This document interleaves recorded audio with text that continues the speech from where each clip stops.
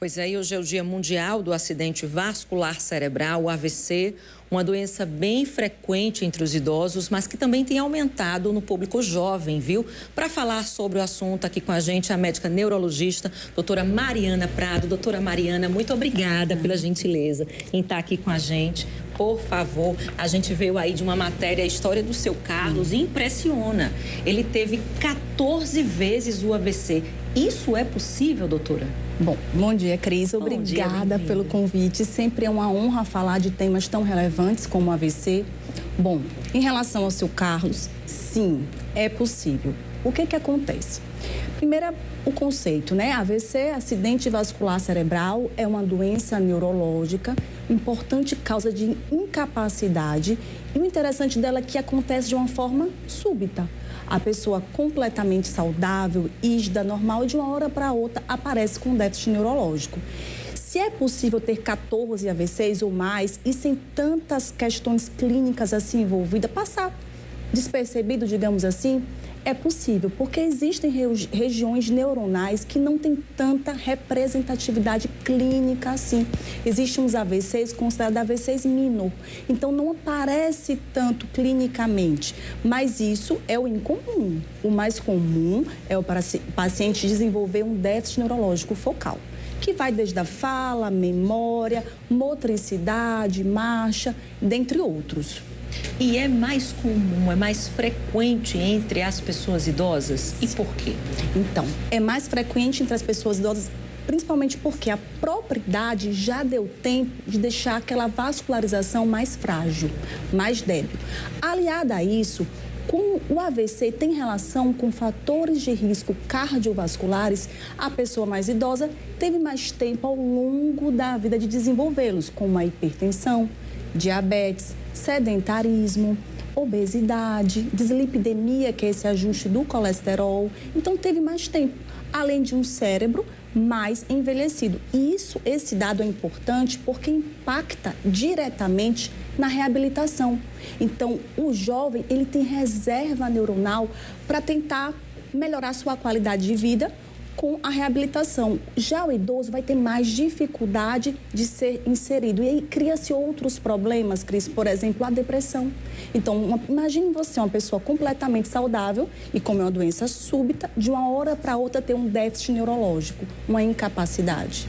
Doutora, agora me chamou a atenção também, na reportagem que a gente acabou de assistir, o caso de uma senhora que fala que sentiu um formigamento no pé. Dependendo do sintoma, você jamais vai relacionar que você está tendo um AVC, né?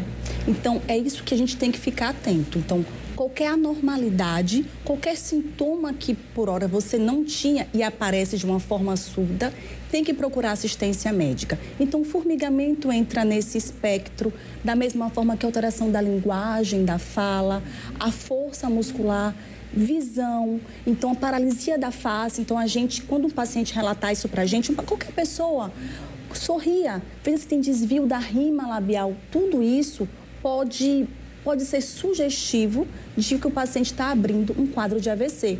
E é muito importante para nós, independente da área de saúde, saber reconhecer, porque existe uma máxima que diz o seguinte: tempo é cérebro. Então, quanto mais rápido você é levado à assistência médica, existem medicações que são possíveis de até mesmo reverter esse AVC.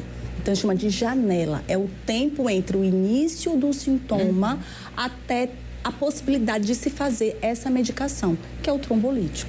Então, para aquele paciente que ele não apresenta nenhuma reação nem interatividade, à medida que ele está tendo aquilo, ou na dúvida, o certo é levar logo para uma unidade de saúde para emergência, né? Cris, com certeza. Então, na dúvida, leve, porque lá o paciente vai ter acesso a exame de imagem, a um exame físico, neurológico mais minucioso, e aí pode definir uma conduta que talvez assim não necessariamente vai levá-lo ao óbito, mas melhorar a qualidade de vida dele, porque uma vez descoberto mais cedo, menos chance de sequela, ou uma sequela menor, ou até, quiçá, sem sequela. A gente tem uma pergunta que chegou pra gente, vamos conferir aqui na tela, uma pergunta que chegou pelo WhatsApp. Vamos acompanhar aqui, o pessoal pode colocar aqui para a gente ler, ó. O meu parente teve um AVC no dia 24 de junho, é a Eva, pergunta da Eva que chegou para a gente. O que devo fazer para evitar que ele venha a ter um AVC novamente, a Eva trazendo aí essa questão, essa dúvida aqui para a doutora Mariana, especialista médica neurologista. Eva, obrigada pela pergunta. O que precisa ser feito é ele procurar um especialista, um neurologista, a fim que se descubra qual foi a causa daquele AVC. Se o AVC foi isquêmico, se foi hemorrágico, quais são os fatores de risco. Uma pessoa que já teve um AVC prévio, ela tem mais chance de ter um AVC do que uma pessoa que nunca teve. Então, é muito importante que esse paciente seja avaliado, faça exames complementares, identifique a causa disso e aí o médico vai agir nessa causa. E aí, possivelmente, ele não terá mais AVCs. Dependendo se for descoberta a causa, que existem as condições que são idiopáticas, infelizmente, que investiga, você não consegue encontrar a causa daquele AVC. Chegou para a gente também a pergunta da Nádia, que está nos acompanhando.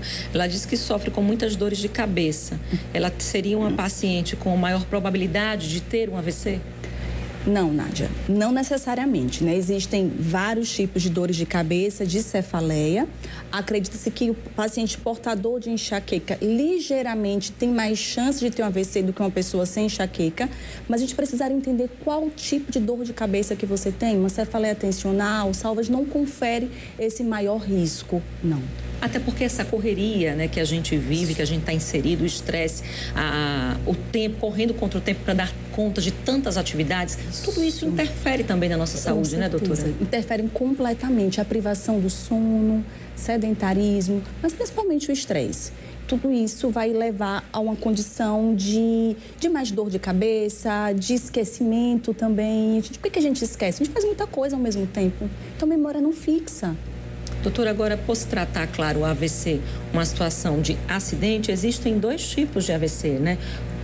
O isquêmico e o hemorrágico, não é isso? Isso. Existem dois tipos de AVC. O isquêmico é a maior parte dos casos, 35% mais ou menos, enquanto 15% são hemorrágicos. Os hemorrágicos costumam ter um prognóstico pior, tem uma maior chance de mortalidade, de letalidade. O isquêmico tem mais relação com fatores de risco cardiovasculares. Então, a gente começou a falar sobre idoso. Então, imagine, o idoso é um fator de risco não modificável, eu não tenho como mudar. Cada dia que passa, eu estou mais velha. Mas eu posso tratar a minha hipertensão, o meu diabetes, eu posso fazer atividade física e combater a minha obesidade, dislipidemia, eu posso parar de fumar, de beber. Então, existem outras, que são as condições que digo mais associadas ao AVC isquêmico. Então, existem como eu mudar isso, mudar meu prognóstico, a história natural da minha vida, eu investindo no tratamento dos fatores de risco cardiovasculares. Doutora, e a gente vê que esse público também se preocupa com a questão da memória, né? De manter a memória viva. É importante também esses cuidados preventivos, né? Queria que a doutora relembrasse, claro, esses cuidados preventivos para evitar, né? Assim, os pacientes, eles costumam procurar e dizer assim, doutora, meu pai, minha mãe tem Alzheimer, como é que eu posso fazer para evitar? Gente, além dessa reserva cognitiva de estudar, de mudar, assim, de ler, de procurar aprender conceitos novos, cuidar dos fatores de risco cardiovasculares também é muito importante. É muito mais do que uma condição genética. É o tanto que a gente cuida de nossa pressão, de diabetes.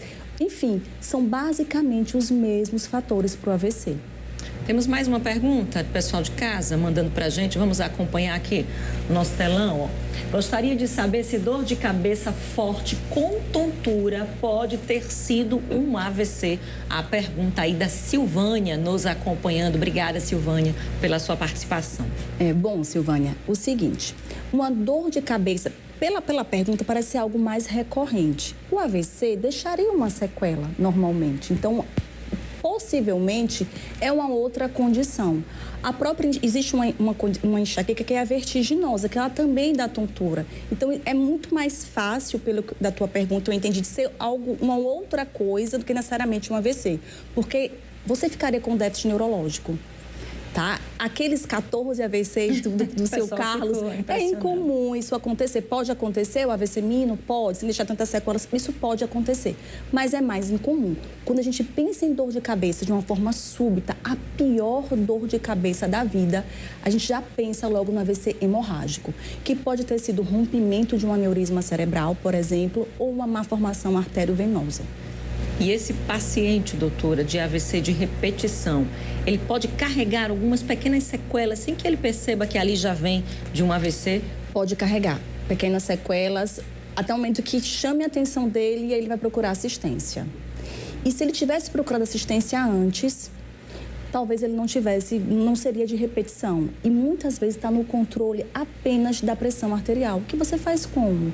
Tomando antihipertensivo, atividade física, reduzindo o sal da dieta. Isso já muda completamente a história natural da tua vida. Tá certo, doutora Mariana. Muito obrigada, viu, pelas orientações, os esclarecimentos aqui no L1. Nossa gratidão também a você que participou, mandou sua pergunta, tirando sua dúvida com o especialista, a doutora Mariana, aqui no estúdio. Até uma próxima oportunidade, viu, doutora? É uma honra. Muito obrigada. Obrigada, nós que agradecemos. Vamos ver agora.